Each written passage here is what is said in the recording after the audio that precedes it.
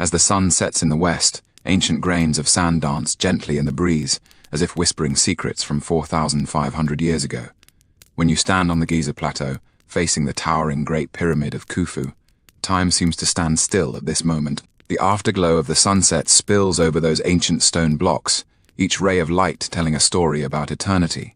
This is not merely a building, but more like the embodiment of time itself, a poem written in stone, quietly singing in the desert for 4,500 years.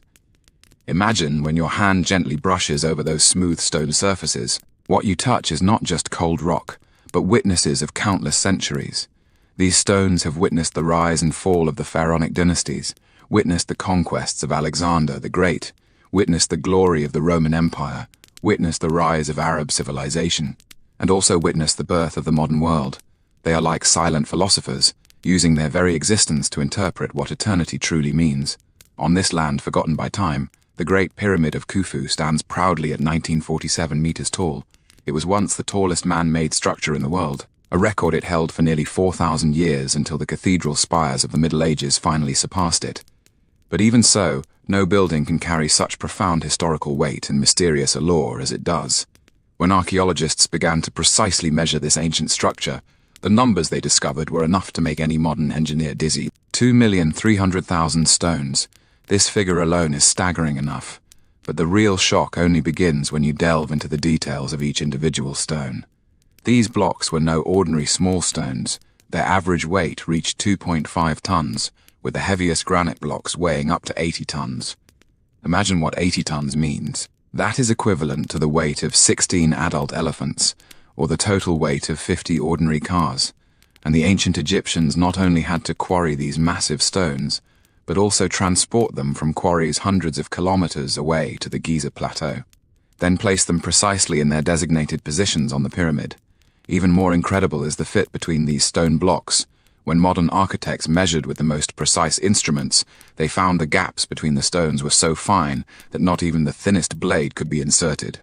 This level of precision, even today, requires laser measurement and computer-aided design to achieve. So how did the ancient Egyptians accomplish this back in 2600 BCE? The base length of the pyramid is 230.4 meters, with an error of no more than 2 centimeters on all 4 sides. This means the ancient Egyptians not only mastered advanced geometric knowledge, but also possessed extremely precise measurement techniques. Even more amazingly, the pyramid's orientation is almost perfectly aligned with true north, with an error of only 3 minutes and 20 seconds, a level of precision that astonishes modern astronomers. Throughout the long river of history, the Great Pyramid of Khufu has endured countless sandstorms, earthquakes, and human destruction, yet it still stands tall. It witnessed the glory of ancient Egyptian civilization, and also witnessed its decline. When the Greek historian Herodotus came here in the 5th century BC, the pyramid was already over 2,000 years old, but in Herodotus's eyes it remained an unsolvable mystery. Time continued to pass. The Romans came and went, the Arabs conquered Egypt, the Ottoman Empire ruled this land. Napoleon's army fought fiercely with the Mamluk cavalry beneath the pyramids. British colonizers established their rule here. The modern Republic of Egypt was born, and yet the pyramid still stands there quietly like a sage transcending time, calmly observing the changes in human history. Whenever night falls, when the tourists disperse, when the hustle and bustle of the modern world returns to tranquility, the pyramid reveals its most mysterious side. Under the starlight, this ancient structure seems to be engaged in some mysterious dialogue with the stars in the sky.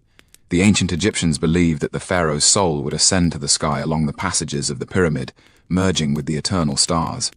In this technologically advanced age, we find ourselves so insignificant before ancient wisdom. When modern engineers and architects stand before the pyramids, what rises in their hearts is not the desire to conquer, but deep confusion and awe.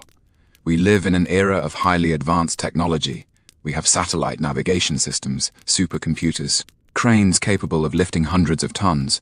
But when we try to understand how the ancient Egyptians built the pyramids, we find ourselves in an unprecedented predicament. This confusion comes not only from the technical level, but also from the psychological level. We are accustomed to understanding ancient achievements with modern ways of thinking. We always try to explain the wisdom of the ancients with the technologies and methods we already know.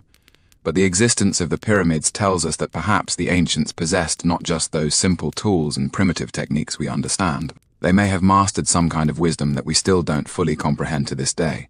Some people, unable to accept this cognitive challenge, have chosen a more extreme explanation, the alien construction theory. They believe that only an advanced civilization from outer space could have completed such a magnificent project. Although this theory sounds absurd, it reflects the sense of helplessness and confusion that modern people feel when confronted with ancient wisdom. Others have chosen denial, believing that the pyramids might be ancient relics forged by modern people, or at least have undergone large-scale restoration and reconstruction. This view also reflects the arrogance of modern people. We cannot believe that ancient people could accomplish things we consider difficult, so we would rather believe that all of this is fake. But perhaps what the pyramids want to tell us is not just secrets about construction techniques, but also profound thoughts about human nature. When we gaze at this massive structure built from 2.3 million stones, we see not only a miracle of ancient engineering, but also humanity's longing for eternity and contemplation of death. The ancient Egyptians built the pyramids not to show off their technical abilities, but to achieve a more noble goal, to grant the pharaoh's soul eternal life in their belief system. Death is not an end, but the beginning of another form of existence. The pyramid is not just the pharaoh's tomb, but a bridge connecting this world and the afterlife, a stairway for the soul to reach eternity.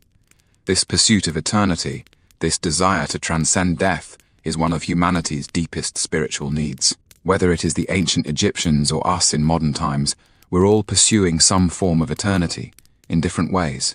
We build skyscrapers, we launch spaceships, we create works of art, we write down words. Behind all of this is a longing for eternity. The pyramid, with its 4,500 years of existence, has proven that true eternity lies not in advanced technology, not in precious materials, but in the power of spirit. Those ancient Egyptians who built the pyramids, their bodies have long turned to dust, but their spirit, their wisdom, their pursuit of eternity has been passed down through this stone structure to this day. On this quiet night, as we stand in the shadow of the pyramid, we can't help but ask, what is true greatness? Is it the skyscrapers of our modern society, or this ancient stone structure? Is it our advanced science and technology, or the ancients' devotion to faith and pursuit of eternity? Perhaps the answer doesn't matter. What matters is the contemplation itself. The pyramid's existence reminds us that human wisdom is diverse, that the development of civilization isn't linear, and that there is no simple superior-inferior relationship between ancient and modern times. Every era has its own wisdom, every civilization has its own contribution. When the breeze gently caresses the ancient stone surface, when moonlight spills onto the apex of the pyramid, this building from 4,500 years ago seems to whisper softly to us. True wisdom lies not in conquering nature, but in coexisting harmoniously with it. True strength lies not in destruction, but in creation. True eternity lies not in the immortality of matter, but in the passing down of spirit. In this world full of change and uncertainty, the pyramid brings us comfort and enlightenment through its eternal presence. It tells us that no matter how times change, no matter how technology develops, humanity's pursuit of beauty, eternity, and transcendence will never change. On a quiet morning at the Giza Plateau, an archaeologist's shovel gently touched a secret that had been forgotten for 4,000 years. At dawn in the early 1990s, when the first rays of sunlight had just fallen upon the Giza Plateau, archaeologists began another day of excavation work. They had originally just wanted to clear the sand around the pyramids to create better visiting paths for tourists. However, fate always gives us the greatest surprises at the most unexpected moments. When the shovel dug about 2 meters into the sandy soil, some strange traces began to appear. At first, the archaeologists thought these were just ordinary rock fragments, but as the excavation deepened, they gradually realized that these weren't naturally formed stones, but artificially constructed tomb chambers. What was even more surprising was the location of these tombs. They were right at the foot of the pyramid, so close to the pharaoh's eternal resting place. In ancient Egyptian tradition, being buried near a pharaoh was a supreme honor, typically reserved only for royal family members and the highest-ranking nobles. So, who exactly were the people resting in these humble mud-brick tomb chambers? As the excavation continued, a stunning scene gradually emerged before the archaeologists. This wasn't just 1 or 2 isolated tombs, but a massive cemetery with hundreds of simple tomb chambers neatly arranged, like a sleeping army, resting peacefully under the pyramid's watch. When the archaeologists carefully opened the first tomb chamber, a whole new historical truth began to unfold before their eyes. The sight inside the tomb chamber left everyone present deep in thought. There was no gold here, no jewels, no exquisite artwork, but there was something far more precious, a testament to human dignity. In each tomb chamber, archaeologists discovered the same burial goods: bread, beer, and some simple daily necessities. Though these items were humble, the message they conveyed was extremely profound. In ancient Egyptian beliefs, the dead needed to continue living in the afterlife, thus requiring food and drink to sustain the soul's existence. Providing these necessities for the dead was a sign of respect and care for their souls. More importantly, while the quality of these burial goods was simple, the quantity was quite substantial. The bread in each tomb chamber was enough to feed one person for several months, and the beer reserves were also quite considerable. What does this tell us? It tells us that these deceased were respected during their lifetimes, and their families and companions were willing to make considerable investments for their afterlife. After carefully studying these tomb chambers, archaeologist Zahi Hawass wrote a meaningful sentence: "These tombs are their badges of honor." This sentence was like a bolt of lightning, instantly illuminating the truth of history. These humble tomb chambers were not symbols of poverty, but marks of honor. To be able to rest at the foot of the pyramids, to continue guarding the pharaoh's eternal resting place after death, this itself was a supreme glory. When anthropologists began to carefully study these ancient bones, they discovered more touching details. The marks left on these bones were not evidence of violence and oppression, but testimony of care and treatment. On one skeleton, researchers discovered clear signs of healed bone fractures. From a medical perspective, this person had broken their leg while alive, but the fracture had healed quite well, indicating that they received timely and effective treatment after the injury.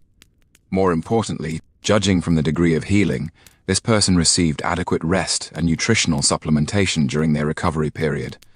Imagine this scene: a worker building the pyramids was unfortunately injured on the job. He wasn't abandoned, wasn't forgotten, but was sent to a medical station for treatment. During the long recovery period, he received care from his companions. Someone provided him food, someone changed his bandages, someone kept him company through painful nights. When he fully recovered, he returned to the construction site and continued contributing his strength to this great project. Such stories are not uncommon in this cemetery. Researchers found similar healing marks on multiple skeletons, some with arm fractures, some with broken ribs, and others with spinal injuries. But without exception, all these injuries received proper treatment, and the injured continued participating in pyramid construction after recovery. In 2010, new archaeological discoveries further confirmed the true identities of these builders. Archaeologists discovered a large number of papyrus documents and stone inscriptions nearby, and these precious materials revealed to us the organizational structure of pyramid construction. As it turns out, the workers who built the pyramids worked according to a strict shift system. Each cycle lasted 3 months, with about 10,000 workers participating in the construction before being replaced by another group. This shift system not only ensured the continuity of the project, but more importantly, it reflected care for the workers' physical health and family life. Imagine a farmer from the Nile Delta coming to the Giza Plateau during the agricultural off-season to participate in building the pyramids. Working here for 3 months, he could not only receive generous compensation, but also take part in this sacred project, contributing to the pharaoh's eternal life. After 3 months, he would return home with honor and rewards, continuing his farming life, while his experience in pyramid construction would become the proudest memory of his lifetime. To sustain the daily lives of these 10,000 workers, local farms needed to provide dozens of cattle and sheep every day. This number might not sound impressive, but if we consider the productivity levels of 4,500 years ago, this was already quite a massive logistical support system. This shows that the entire Egyptian kingdom was providing support for the pyramid construction.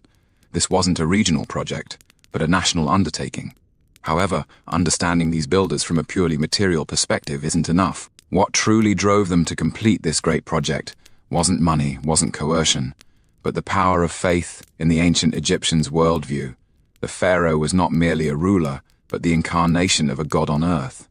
Building a pyramid for the pharaoh wasn't constructing a tomb for a mortal, but creating an eternal dwelling for a deity. This sacred sense of mission gave these builders spiritual strength beyond ordinary people. when a worker carefully placed a stone weighing several tons into its precise position. What he thought about wasn't how hard this work was, but that this stone would become part of a god's dwelling, witnessing the eternal existence of the pharaoh's soul for thousands upon thousands of years to come. This sense of sacredness and mission made him willing to put in the greatest effort and pursue the highest precision. This explains why the joints between the pyramid stones are so precise, why every angle is so accurate, why the entire structure's orientation aligns so precisely with the stars. This wasn't precision forced out of people, but a pursuit of perfection driven by faith. Only those who truly believed they were working for the gods would perfect every single detail to the utmost. Archaeological evidence also shows that these builders had a strong sense of collective honor. They weren't isolated individuals, but a tightly united group. In some stone inscriptions, we can see records of friendly competition between different work teams. They would compare whose team transported more stones, whose team completed work of higher quality. This kind of competition wasn't malicious, but constructive. It stimulated everyone's potential, allowing the entire project to progress steadily on a foundation of high efficiency and high quality. More importantly, this sense of collective honor made every participant feel that they were an important part of this great undertaking, and that every bit of their effort had irreplaceable value. Imagine this scene on a hot afternoon, when the workers took a short break. They would gather together to share food, exchange work experiences, and tell stories from their hometowns. Older workers would pass on techniques to the younger ones, while the young people infected the whole team with their enthusiasm and energy. In such an atmosphere, hard labor became a sacred ritual, and every day's work was filled with meaning and value. Perhaps the most touching thing is the spirit of humanistic care embodied in this evidence. In an era we usually consider barbaric and primitive, the ancient Egyptians displayed a high degree of humanitarian spirit. They established a comprehensive medical system to care for injured workers. They provided sufficient food to maintain the workers' strength. They implemented shift systems to protect the workers' health, and they even provided decent burials for workers who died. All of this shows that in the ancient Egyptians' value system, every person who participated in building the pyramids was precious and deserved to be respected and cared for. This humanistic care was reflected not only on a material level, but even more so on a spiritual level. By letting these builders rest at the foot of the pyramids, the ancient Egyptians were actually telling future generations, these ordinary workers, just like the great pharaohs, were all important parts of this eternal project, and all deserve to be remembered forever. These archaeological discoveries have completely rewritten our understanding of pyramid construction. That image of a slave labor site filled with whipping and oppression, that cruel construction project built with blood, sweat, and tears, turns out to be nothing but imagination and misunderstanding by later generations. The real history is much warmer and much more noble. The builders of the pyramids were not forced slaves, but willing participants, not oppressed victims, but contributors to a sacred cause, not sacrifices of history, but creators of civilization. With their own hands and wisdom, they created one of the greatest architectural wonders in human history, and left us an eternal testament to faith, dignity, and humanity. In this age of rampant materialism, the stories of these ancient builders bring us profound enlightenment. Truly great achievements are not obtained through coercion and oppression, but created through faith and passion. Truly lasting buildings are not built with blood, sweat, and tears, but constructed with love and wisdom. On a certain morning in the 21st century, as the world's most advanced crane slowly makes its way toward the Giza Plateau, a dialogue across time and space is about to begin.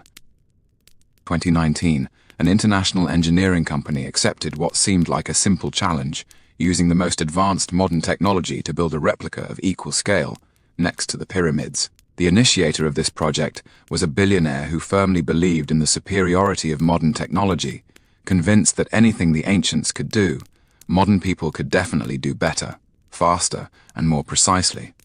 When those massive modern mechanical equipment arrived at the site, the scene was truly awe-inspiring. The world's largest crawler crane, a steel behemoth capable of lifting 1,200 tons, appeared so tiny in front of the pyramids. Laser measuring instruments, GPS positioning systems, computer-aided design software, these devices representing the highest level of human technology seemed to be awaiting some kind of judgment before the ancient stone structure. On the first day of the project, the engineers were full of confidence. They had detailed blueprints, precise calculations, and powerful machinery. According to their estimates, using modern technology, building a pyramid would take at most 5 years, and the precision would far exceed ancient construction. However, reality soon dealt them a harsh blow. The first problem appeared in the quarrying of stone. Although modern blasting technology could easily blast huge blocks from the mountainside, obtaining stone as uniform and smooth as the ancient Egyptians proved far more difficult than imagined. Every blast left cracks and irregular marks on the stone surface, requiring extensive post-processing to meet construction requirements. The greater challenge came from the precision requirements. The pyramids built by ancient Egyptians had base edge errors of no more than 2 centimeters, which might not seem like much by modern standards. After all, we have laser measuring instruments, GPS positioning systems, and computer-aided design. Achieving such precision should be a piece of cake. However, when the engineers began actual operations, they found things were far more complicated than imagined. First, a 230-meter base length meant any tiny error would be magnified. If the first foundation stone's position was off by 1 millimeter, by the time you reached the pyramid's apex, this error could be magnified to tens of centimeters. Even more puzzling was how the ancient Egyptians achieved such high precision without modern measuring tools. Modern laser measuring instruments are precise, but they require stable power supply, regular calibration, and professional operators. So in 2600 BCE, what did the ancient Egyptians use to ensure measurement accuracy? The engineers tried various methods. They used the most advanced total stations for measurement, computer software for calculations, and laser levels for calibration. But even so, they found that meeting the ancient Egyptians' precision standards was still a huge challenge. Every measurement needed repeated verification, every piece of data required multiple validations, and the entire process became exceptionally slow and complicated. If the precision problem could still be solved with more time and more careful operations, then the transportation problem plunged modern engineers into true despair. The ancient Egyptians needed to transport granite blocks weighing up to 80 tons from Aswan to Giza, a distance of over 800 kilometers. In modern times, we have heavy-duty trucks, railway transport, and giant cargo ships, so transporting 80 tons of cargo doesn't seem like a big deal. But the problem is, all these modern transportation methods require corresponding infrastructure support. Heavy-duty trucks need roads that can withstand enormous weight, and in ancient Egyptian times such roads simply didn't exist. Railway transport requires tracks and train stations, which were even more non-existent in ancient times. Even water transport requires ships capable of carrying 80 tons and corresponding port facilities. What is even more puzzling is that archaeologists have yet to find solid evidence that ancient Egyptians used wheels to transport heavy objects. So how did they move these massive stone blocks? Some theories suggest they used log rollers, others believe they used lubricated ramps, and still others think they utilized the Nile's floods. Modern engineers have tried to replicate these ancient methods, only to find that each method has its limitations. Using log rollers requires a large amount of timber, and Egypt isn't exactly a country with dense forests. Using lubricated ramps consumes massive amounts of lubricant, making the cost extremely high. Transporting via floods requires precise timing calculations and complex hydraulic engineering. When the ancient Egyptians built the pyramids, the workers shared a common faith, had a strong sense of mission, and held devout reverence for the pharaoh and the gods. This spiritual power made them willing to put in tremendous effort for a common goal, willing to persist in working under harsh conditions, and willing to pursue perfect craftsmanship standards. But in modern society, things are completely different. Modern workers have strict working hour limits, detailed safety regulations, and complex labor contracts. They work to earn wages, not to fulfill some sacred mission. This difference in motivation directly affects the quality and efficiency of work. When modern engineers require workers to control the gaps between stones to millimeter precision, the worker's first reaction isn't "this is a sacred requirement. I must achieve perfection," but rather, "is this standard reasonable? Will it increase my workload? Will it affect my safety?" Even more complex are modern society's legal and regulatory requirements. Every engineering project needs to pass environmental impact assessments, comply with safety production standards, and follow labor protection regulations. While these achievements of modern civilization protect workers' rights, they also greatly increase the complexity and cost of projects. Ancient Egyptians could have workers labor continuously for months, but modern labor laws stipulate that daily working hours cannot exceed 8 hours. Ancient Egyptians could adjust work plans at any time according to project needs, but modern projects require complex approval procedures. Ancient Egyptians could mobilize the entire kingdom's resources for pyramid construction, but modern projects need to acquire resources through market mechanisms. Another problem with modern technology is its fragility and dependency. Our laser measuring instruments need electricity, our computers need software, our cranes need fuel, our communication devices need networks. These technologies are powerful, but they all depend on a complex support system. One day in 2020, the construction site suddenly lost power. All the modern equipment fell silent in an instant. The laser measuring instrument's screen went black, the computers shut down, the cranes stopped operating. The entire project was forced to halt, and the workers could only sit there waiting for the power to come back. And not far away, the ancient pyramid still stood quietly. It doesn't need electricity, doesn't need fuel, doesn't need networks, doesn't need any support from modern technology. For 4,500 years, it has experienced countless power outages, wars, and natural disasters, but it has never stopped existing. This contrast sent the modern engineers into deep thought. Our technology may be advanced, but is it really more reliable than ancient technology? Our methods may be precise, but are they really more effective than ancient methods? Our engineering may be modernized, but is it really more durable than ancient architecture? As the project progressed, cost issues became increasingly serious. The initial budget was $1 billion, and the engineers thought this was already quite generous. After all, the ancient Egyptians could build pyramids without modern technology, so modern people with all this advanced equipment should have lower costs, right? But reality dealt them another heavy blow. Just the quarrying and processing of stone alone exceeded the budget by 50%. Transportation costs were 3 times higher than expected. Labor costs reached astronomical figures because a large number of specialized technicians were needed to operate those complex modern equipment. What was even more frustrating was that even with such enormous costs invested, the project's progress still lagged far behind schedule. At the current pace, completing the entire project would take at least 15 years, and the total cost could exceed $5 billion. In comparison, how much did it cost the ancient Egyptians to build the pyramids? Although we can't calculate precisely in modern currency, from archaeological evidence, their main investment was manpower and time, both of which were relatively abundant resources at that time. They had no expensive machinery to purchase and maintain, no complex technical systems to support, no massive management teams to feed. In the Quality Inspection Department's laboratory, engineers faced a puzzling question: what is true quality? Modern engineering has strict quality standards and inspection procedures. Every piece of stone needs to undergo strength testing, every joint needs to be checked for sealing, every angle needs to be verified with precision instruments. These standards appear very scientific and rigorous, but the problem is, the ancient Egyptian pyramids don't meet these modern standards. According to modern construction standards, the pyramid's structural design is unreasonable, its foundation treatment is inadequate, its material selection is unscientific. However, this substandard building has stood for 4,500 years, withstanding countless earthquakes, storms, and man-made destruction. This left modern engineers deeply puzzled. Are our standards really better than ancient ones? Are our methods really more scientific than ancient methods? Perhaps what the ancient Egyptians possessed wasn't the kind of technical knowledge we understand, but a deeper wisdom, an architectural philosophy we still haven't fully grasped to this day. In 2023, after investing over $3 billion and spending 4 years, this ambitious replication project was ultimately declared a failure. The unfinished structure stands beside the pyramid, like a giant question mark, silently speaking to the limitations of modern technology.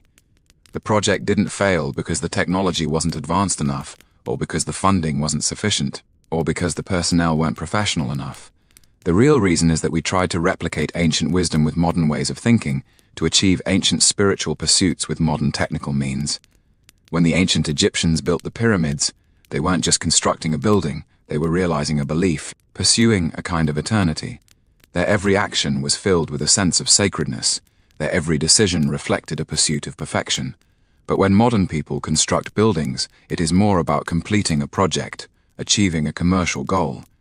This fundamental difference determines that we cannot simply replicate ancient achievements with modern technology. Technology can be copied, but wisdom cannot. Methods can be learned. But spirit cannot. Craftsmanship can be imitated, but faith cannot. In the long river of history, some knowledge dissipates like night fog, leaving behind only the silence of stones and the endless speculation of those who come after. When modern engineers stand at the foot of the pyramids, gazing up at those precisely stacked massive stones, the most basic yet most difficult question emerges in their minds. How exactly did the ancient Egyptians build this miracle? 4,500 years of time hang like a heavy curtain, concealing the truth in the depths of history, leaving us with nothing but countless theories, speculations, and hypotheses that can never be fully verified. These theories are like lights in the fog, each one seemingly illuminating a corner of the truth, yet disappearing into deeper darkness. Ramp theory, lever theory, pulley theory, pit theory, each explanation has its rationality, each method has its limitations. We're like wandering through a vast labyrinth of knowledge, and every time we think we've found the exit, we discover another new wall in front of us. The most widely accepted theory is the ramp theory. This theory suggests that the ancient Egyptians built massive ramps, using these ramps to transport stone blocks weighing several tons to various heights of the pyramid. This theory sounds reasonable, aligns with our understanding of ancient technology, and matches descriptions in some ancient documents. However, when archaeologists began searching for evidence of these ramps, they discovered a puzzling phenomenon: the absence of evidence. If such a massive ramp system truly existed, it should have left obvious traces. Ramps would require large amounts of building materials, solid foundations, and complex support structures. These things couldn't have completely disappeared, couldn't have left no archaeological evidence whatsoever. What is even more puzzling is the scale of the ramp. To transport stone blocks to a height of 1946 meters, the ramp would need to reach an astonishing length. If following modern construction standards where the ramp slope cannot exceed 8 degrees, the ramp would need to be over 1 kilometer long. Such a ramp would require more building materials than the pyramid itself. Some scholars have proposed the spiral ramp theory, suggesting that the ramp spiraled upward around the pyramid. This theory solves the length problem, but raises new puzzles. How do you maneuver massive stone blocks on a narrow spiral ramp? How do you ensure the ramp's stability? How do you handle the mechanical issues when turning? Another popular theory is the lever theory. This theory suggests that ancient Egyptians used complex lever systems to lift heavy stones. The lever is one of humanity's oldest mechanical tools, and ancient Egyptians did master the use of levers, as depicted in many ancient murals. However, when we carefully analyze the lever theory, we find many problems that are hard to explain. First is the material issue. To lift stone blocks weighing several tons requires extremely sturdy levers. In ancient Egypt, the sturdiest material was wood, but even the best wood would struggle to bear such enormous weight without breaking. Second is the fulcrum issue. Levers require stable fulcrums, and during pyramid construction, it was difficult to find suitable fulcrum positions. As the pyramid's height increased, setting up fulcrums became increasingly difficult, and the lever's efficiency would drop dramatically. More importantly, there is the issue of precision. Using levers to lift stone blocks makes it very difficult to ensure precise positioning. Yet the construction of the pyramids required extremely high precision, with gaps between stones not exceeding a few millimeters. This level of precision seems to exceed the capabilities of simple lever systems. Some modern engineers have proposed the pulley theory, suggesting that ancient Egyptians may have used some kind of pulley system to reduce the difficulty of lifting heavy objects. Pulleys are indeed a very effective mechanical device that can change the direction of force and reduce the required effort. However, this theory faces a fundamental problem: anachronism. According to existing archaeological evidence, the invention of pulleys came much later than the construction of the pyramids. The earliest evidence of pulleys appears in 8th century BCE Assyria, while the pyramids were built in the 26th century BCE. This means that when the pyramids were being built, pulley technology likely didn't exist yet. Even if we assume that ancient Egyptians did master some primitive pulley technology, they would have faced problems with materials and manufacturing. Making effective pulleys requires precise metalworking techniques, high-quality ropes, and complex support structures. These technical requirements seem to exceed the technological level of that time. What is even more puzzling is if ancient Egyptians really mastered pulley technology. Why wasn't this technology widely applied in other construction projects? Why can't we find any records of pulley use in ancient Egyptian documents and murals? In the depths of imagination, a subversive theory quietly emerges. What if the pyramids weren't built upward? but dug downward. In recent years, some researchers have proposed a surprising theory, the pit theory. This theory suggests that the ancient Egyptians didn't transport stone blocks upward to the various levels of the pyramid, but first dug a massive pit, then built the pyramid inside the pit, and finally filled the surrounding sand back in. The ingenuity of this theory lies in how it solves the transportation problem. If the pyramid was built inside a pit, then the stone blocks only needed to be transported horizontally, without vertical lifting. This greatly reduced the difficulty of construction and also explains why we can't find evidence of ramps, because ramps simply weren't needed. The pit theory also explains the complexity of the pyramid's internal structure. If the pyramid was built from top to bottom, then the internal passages and chambers could be completed simultaneously during construction, without the need for later excavation work. This also explains why the stone blocks inside the pyramid fit together so precisely, because workers could perform fine processing and installation in relatively spacious conditions. However, the pit theory also faces serious challenges. First is the geological issue. Could the geological structure of the Giza Plateau support such a massive excavation project? How would groundwater be handled during excavation? How would pit collapse be prevented? Next is the issue of the scale of work. Excavating a pit large enough to accommodate an entire pyramid might require even more work than building the pyramid itself. Such a project would need to move millions of cubic meters of earth and stone, requiring tens of thousands of workers laboring continuously for decades. When we calmly analyze these theories, we find that each has its reasonable elements, but also has its insurmountable limitations. The ramp theory aligns with our understanding of ancient technology, but lacks archaeological evidence. The lever theory has support from ancient documents, but struggles to explain the precision issue. The pulley theory is feasible from an engineering standpoint, but has the problem of being anachronistic. The pit theory is creative, but the scale of work is too massive. This situation makes us realize that perhaps the problem isn't which theory is correct, but that our way of thinking itself has limitations. We always try to understand ancient construction methods using modern engineering thinking, always trying to find a single, perfect explanation.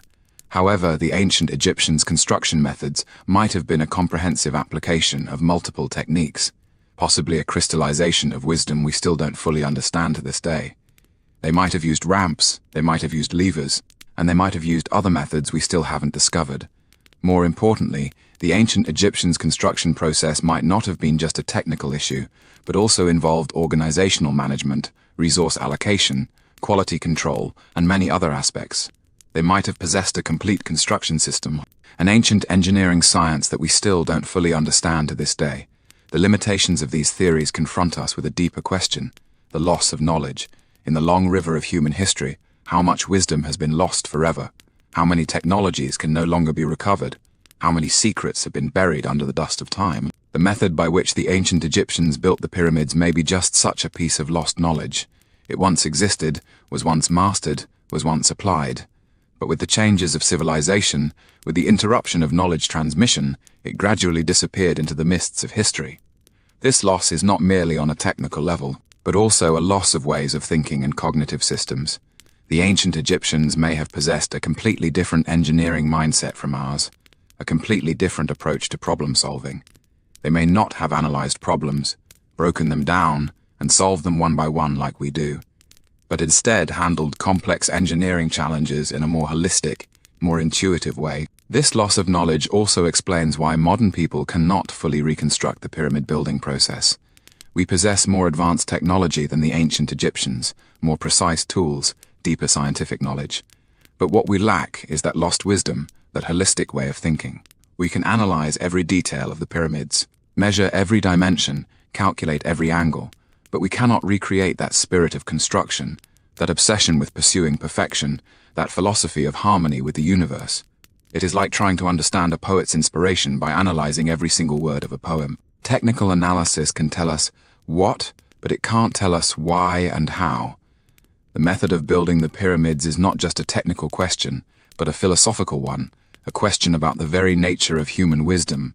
In the fog of methodology, we continue groping forward, each theory like a lamp in the darkness, illuminating a corner of the truth, yet also making us see more clearly the vastness of the unknown. Asterisk in the depths of history. There is a wisdom as dark and vast as the deep sea, and the light of our reason can only illuminate the ripples on its surface.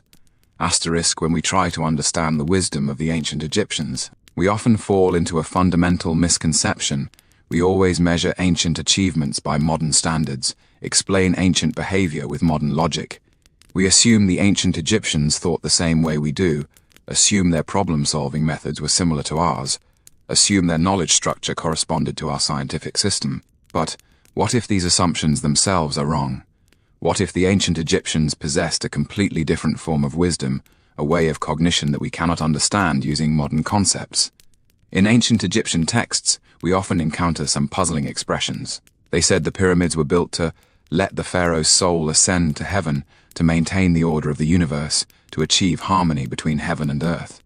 Modern scholars often regard these expressions as religious superstition, as a cover-up for the true purpose of construction. But what if these expressions themselves are true? What if the ancient Egyptians were really maintaining cosmic order in a way we cannot understand? This possibility confronts us with an unsettling question. Perhaps the wisdom of the ancient Egyptians is not more primitive than ours, but more advanced than ours. Perhaps what they mastered is not ancient technology we have already surpassed, but future wisdom we have yet to reach. The foundation of modern science is analytical thinking. We break down complex problems into simple parts, split wholes into understandable fragments, reduce phenomena to basic principles. This method has achieved great success in many fields, allowing us to manufacture airplanes, build skyscrapers, launch satellites, and treat diseases. However, this analytical thinking also has its limitations. When we break down the pyramid into stone blocks, break down the construction process into transportation and stacking, break down the design into geometry and mathematics, we may have lost something more important: wholeness.